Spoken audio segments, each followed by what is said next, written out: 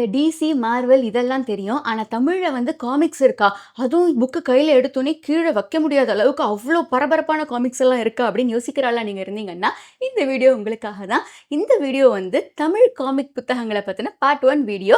5 comic புத்தகங்கள நான் recommend பண்ண போறேன். எங்க கிடைக்கும் அப்படின்னும் சேர்த்து நான் சொல்லப் போறேன். நான் முதல்ல சொல்லப் போற கேரக்டர் வந்து இரும்புக்கை மாயாவி அப்படிங்கிற கேரக்டர். இந்த இரும்புக்கை மாயாவியோட நிஜ பேர் வந்து லூயிஸ் கிராண்டல் அப்படிங்கிறது. இவர் வந்து புரொஃபசர் பேரிங்கர் அப்படிங்கிறவரோட லெபார்டரியில வேலை செஞ்சுக்கிட்டு இருக்காரு. லெபார்டரியில நடந்த ஒரு விபத்துனால அவர் தன்னுடைய கையை இழந்துருவாரு. ப்ராஸ்தெட்டிக் கை தான் அவருக்கு இருக்கும். வேறொரு சமயத்துல அவர் உடல் முழுக்க ஒரு ஹை வோல்டேஜ் கரண்ட் போனதுக்கு அப்புறமா அவருடைய கை மட்டும்தான் வெளியே தெரியும். உடம்பு முழுக்க வந்து காணா போயிரும். அந்த கையை வச்சு அவர் ஏகப்பட்ட கிரிமினல் ஆக்டிவிட்டிஸ், தப்பான விஷயங்கள்லாம் வேற செஞ்சுட்டு இருப்பாரு. ஒரு பாசிட்டிவான கேரக்டரா மாதிரி ஒரு ஆர்கனைசேஷன்ல எல்லாம் சேர்றாரு. அந்த ஆர்கனைசேஷன்ல அவருக்கு வந்து சூப்பர் பவர்ஸ் எல்லாம் கிடைக்குது. அப்படி ஒரு ஹை வோல்டேஜ் கரண்ட் பாஸ் ஆனதுனால தான் அந்த பாசிட்டிவான கேரக்டர் நெகட்டிவா மாறிச்சுன்னு சொல்லுவாங்க. அந்த ஆர்கனைசேஷன்ல சேர்ந்ததுக்கு அப்புறமா அவரும் நிறைய கிரிமினல்ஸ் அழிக்கிறாரு.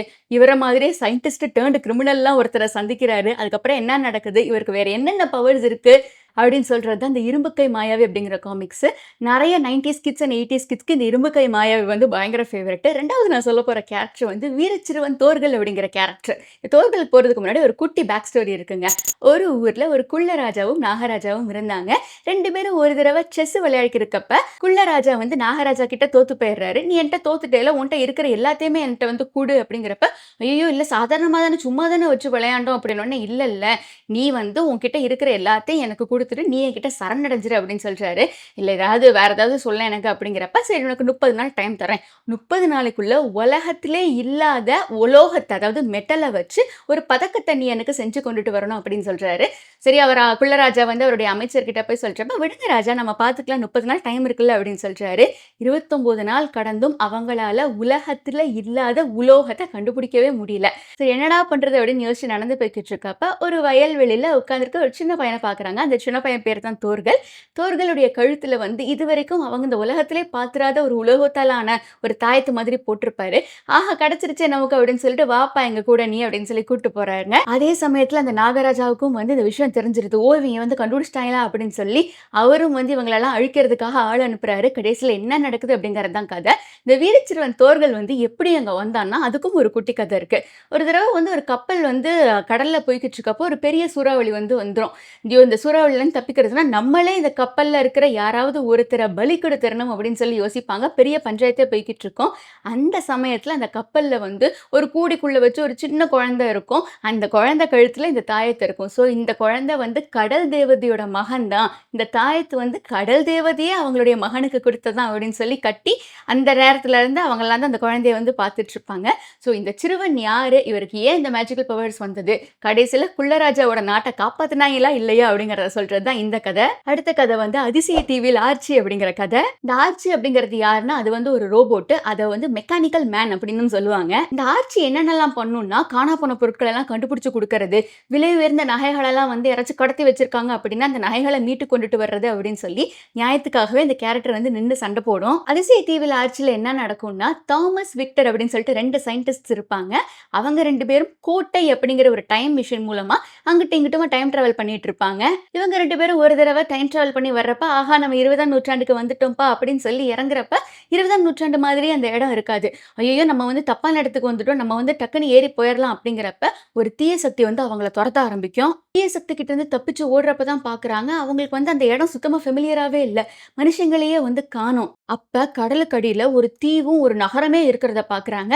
என்னடா யாரா இவங்க அப்படிங்கிறப்ப, மேல இருக்க தீய சக்திகள்ட்ட இருந்து தப்பிக்கிறதுக்காக அவங்க எல்லாருமே ரொம்ப காலமா கடலுக்கடியில தான் வாழ்ந்துகிட்டு இருக்காங்க அப்படிங்கிற விஷயம் தெரியுது. சோ கடலுக்கடியில போயிட்டு இவங்க வந்து கடைசியில வெளியே வந்தாங்களா, ஆர்ச்சி என்ன பண்ணி இவங்களை காப்பாத்துது, இந்த தீய சக்திகள்லாம் யாரு அப்படிங்கறத சொல்றதுதான் இந்த கதை. அடுத்த கதை வந்து ஃபேண்டோம் அல்லது மாயாவியை பத்தின கதை. சார்லஸ் அப்படிங்கிற ராஜாக்கு வந்து விமானங்கள் மேலாம் பயங்கர கிரேஸ். நிறைய விமானங்களை கலெக்ட் பண்ணி வச்சிருப்பாரு.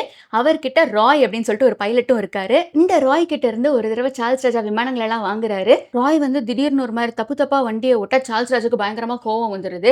நீ கிளம்பு அப்படின்னு சொல்லிடுறாரு. ஐயோ நான் நிறைய பிளேன்லாம் உங்களுக்கு வாங்கி கொடுத்துருக்கேன், அதுக்கெல்லாம் எனக்கு காசு கொடுங்க அப்படிங்கிறப்ப, அதெல்லாம் ஒன்றும் கிடையாது நீ கிளம்பு அப்படின்னு சொல்லிடுறாரு. ராய் வந்து பணத்தை எப்படியாவது ராஜா கிட்ட வாங்கணும் அப்படின்னு சொல்லிட்டு 10 விமானங்கள வந்து அவர் கடத்தி கொண்டுட்டு வர்றாரு. அந்த 10 விமானங்கள்ல இருக்க மக்களெல்லாம் இறக்கி விட்டுர்றாய்ங்க. அந்த விமானங்கள கடத்தி கொண்டுட்டு வந்து ராஜாவுக்கு சொந்தமான இடத்துல நிப்பாட்டிர்றாங்க. நிப்பாட்டிட்டு போய் ராஜா கிட்ட பேரம் பேசுறாங்க. "இங்க பாருங்க, நீங்க தான் எல்லாத்தையும் கடத்தி கொண்டு வந்து வச்சிருக்கீங்கன்னு எல்லாருமே வந்து நெனச்சுப்பாங்க. மக்கள்லாம் கொதிப்படைஞ்சு போயிருவாங்க. இப்படி நீங்க ஃப்ளைட்லாம் கடத்துன விஷயம் தெரிஞ்சுச்சுன்னா, எனக்கு வந்து காசு குடுங்க" அப்படின்னு சொல்லி கேட்கறாரு. இந்த ராஜா வந்து அதே சமயத்துல ஒரு டபுள் கேம் ஆடுறாரு. அந்த விமான கம்பெனிக்காரங்க கிட்ட கால் பண்ணி, "இந்த மாதிரி என் இடத்துல தான் எல்லாமே இருக்கு.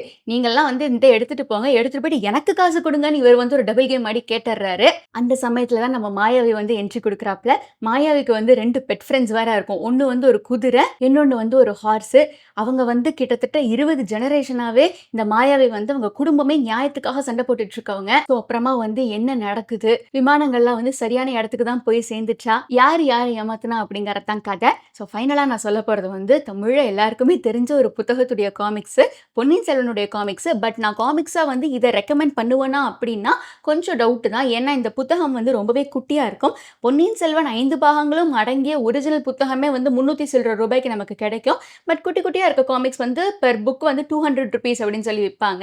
படங்கள்ல இருக்கும், பார்க்க அட்ராக்டிவா இருக்கும். நல்லா சின்ன குழந்தைங்கலாம் ஆசையா படிக்கிற மாரி இருக்கும் அப்படின்னாலும், அந்த ஒரு கதை அப்படிங்கிறது நமக்கு இன் டெப்த்தா தெரியணும்னா, நம்ம வந்து புத்தகங்கள் ஃபுல்லா படிக்கிறது தான் நல்லது. பிளஸ் அதுதான் கொஞ்சம் காஸ்ட் எஃபெக்டிவும் கூட. பட் எனிவேஸ் நீங்க வந்து அந்த பொன்னியின் செல்வன சின்ன குழந்தைங்களுக்கு இன்ட்ரோடியூஸ் பண்ணி வைக்கணும். பரவால்ல, நான் வந்து குட்டியா இருந்தாலும் பரவால்ல நான் வாங்கிக்கிறேன் அப்படின்னா, நீங்க அந்த காமிக்ஸ வாங்கிக்கலாம். எல்லாமே வந்து லைன் முத்து காமிக்ஸ் அவங்களுடைய வெப்சைட் இருக்கு. அதுல நீங்க போட்டு பார்த்தீங்கனாலே ₹75லேருந்து ஆரம்பிச்சு ₹125, ₹200 அப்படின்னு சொல்லியும் வந்து புத்தகங்கள் எல்லாமே இருக்கு. இல்ல அப்படின்னா, நீங்க புத்தக கண்காட்சிகள்ல போறப்ப இவங்க வந்து ஒரு தனி ஸ்டாலே வந்து போட்டிருப்பாங்க. அந்த ஸ்டால்ல கிட்டத்தட்ட பல்க்கான கலெக்ஷன்ஸ் எல்லாம் இருக்கும். நான் புக் ஃபேர்ஸ்க்கு போனப்பலாம் பார்த்துருக்கேன். நெறைய பேர் வந்து அந்த சீரிஸே வந்து தேடிலாம் படிப்பாங்க. நான் இதோடைய பார்ட் 2ல வந்து டெக்ஸ் வில்லர பத்தியெல்லாம் நான் சொல்றேன். டெக்ஸ் வில்லர் இந்த பார்ட்ல நான் கவர் பண்ணல.